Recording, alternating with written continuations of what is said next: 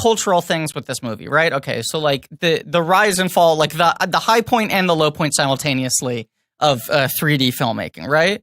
But the other thing is, I think this is this weird threshold moment where Disney starts to become cool. Mm-hmm.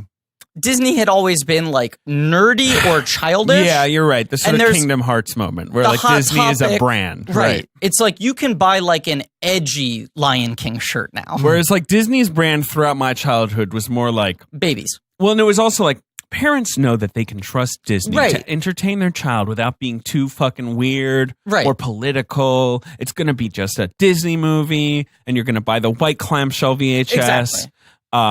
Before, and then when you like got old, you were like, I don't want those fucking sanitized, the Disney-fied versions of things. Sure, like that's the Gen X. Like you get old, and then you go like, man, Disney, they whitewash everything. And do you know he was a Nazi? Sure. And I feel like this generation that's cusping right with Alice in Wonderland are like, wait, we can just buy ironic Disney shirts. Like we can still like Disney, but seem above it because we're like re-owning it in a postmodern way. Right. Except those shirts are still manufactured by Disney. Yeah. And Disney's coffers like start doubling in these years. Yeah. This is when they're also like buying every brand in sight. Because is this when they buy Marvel? They buy Marvel, I think, maybe the year after. Okay. Like, you know, because we've talked about it. Like Star Wars is 2012. They buy Star Wars in 2012. I think they buy Marvel this year. I think they buy it 2010. Because I work at the Disney store in 2011 and they've had Marvel for a year. Yeah, in fact, they bought it in 2009. Did you have to dress as Johnny Depp's Mad Hatter while you worked at the Disney store? No, because the bloom's off the rose a little bit. Okay. I think they were moving on to, they're so topical there. But I'll tell you, like when I worked. What was the hot shit then? What was the hot shit then? Cars 2. Cars 2 fever.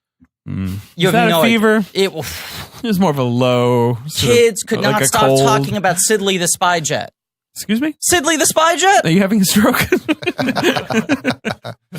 They still haven't stopped talking about him. Jason Isaacs playing the role of Siddeley the Spy Jet. What if there's like one kid who just still has not stopped talking about the fucking Spy Jet? Siddeley? Do you know there's a moment in Cars 2 where they're having a car chase in an airport and Siddeley gets on the runway and he goes, climb inside me.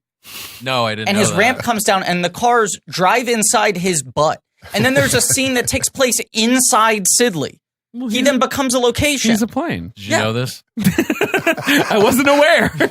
But he's like living, and they're just like. I want to imagine you as like a senator who's like, are the good people of Missouri aware that there is a scene in Cars 2 where Siddeley, I'm reading from the record here, Siddeley the Space Jet. It says Siddeley the Spy Jet is both a character and a location. Is that right, Senator?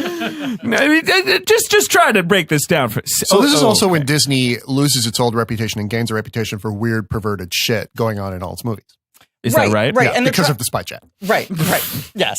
That was the same guy who put a penis in Little Mermaid or whatever. Right. He came back for Siddeley the Spy Jet, and they were like, Alan! Sex in the Clouds and Lion King. What if it turned out that those were Linda Wolverton's contributions? She was just like, can you make one of the spires of King Triton's castle look like a peen?